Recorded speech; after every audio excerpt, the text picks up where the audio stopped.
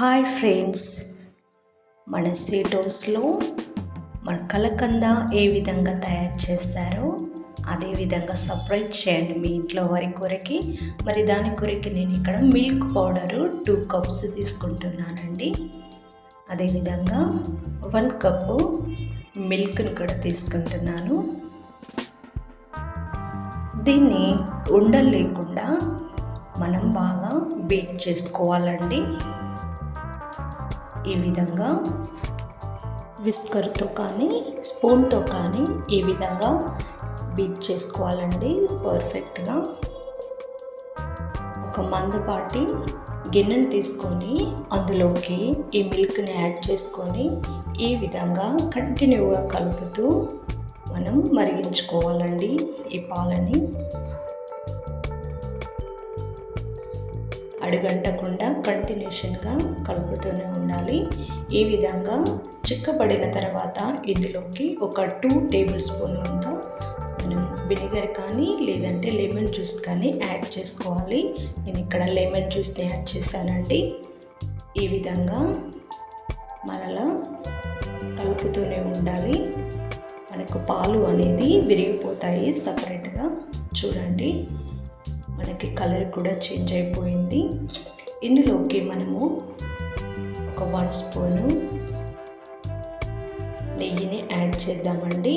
ఇలా చేయడం వలన మనకి గిన్నె అడుగంటకుండా అదేవిధంగా ఎక్స్ట్రా టేస్ట్ అనేది కూడా మనకి ఈ స్వీట్కి అనేది ఉంటుంది. ఈ విధంగా కలుపుకోవాలి.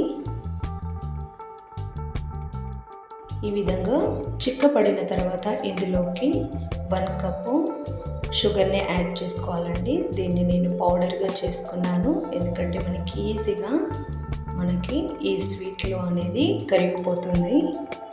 ఈ విధంగా కంటిన్యూగా కలుపుకోవాలి. చూడండి, ఇప్పుడు కొద్దిగా చిక్కబడింది, కాస్త కొంచెం వాటర్ లాగా ఫామ్ అయింది కదా. ఇది కూడా మనకి పూర్తిగా చిక్కగా అయ్యే వరకు చూసుకోవాలండి. అదేవిధంగా ఇందులోకి 1 స్పూను ఇలాచి పౌడర్ని కూడా వేసుకొని దీన్ని కూడా కలుపుకోవాలి. కొద్దిగా ఈ విధంగా వాటర్ లాగా ఉన్న టైంలోనే ఇలాచి పౌడర్ అనేది వేసుకుంటే మనకు ఈజీగా కలిసిపోతుంది. ఇందులోకి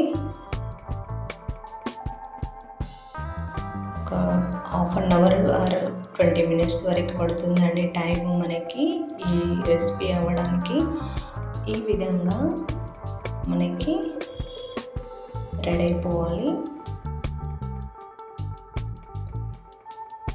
ఈజీగా చేసుకోవచ్చండి, మీరు ఖచ్చితంగా ట్రై చేయండి. అంతే అండి.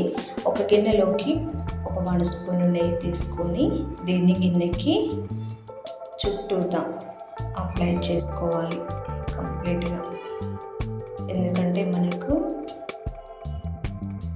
అడుగంటకుండా ఉంటుంది కాబట్టి. ఇప్పుడు మనము ఇందులోకి యాడ్ చేసుకుందాం.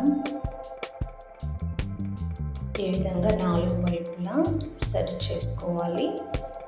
ఇందులోకి మనం డ్రై ఫ్రూట్స్ని కూడా యాడ్ చేసుకుందామండి, ఎందుకంటే మనకి డ్రై ఫ్రూట్స్తో స్వీట్ చాలా బాగుంటుంది. మనకి సేమ్ స్వీట్ షాప్లో తిన్నట్టుగానే ఉంటుంది. అంతే అండి. ఒక 1 అవర్ తర్వాత, మనకి ఎక్కువ టైం పట్టదు, 1 అవర్ తర్వాత చల్లబరిన తర్వాత ఈ విధంగా మనము కట్ చేసుకోవాలి.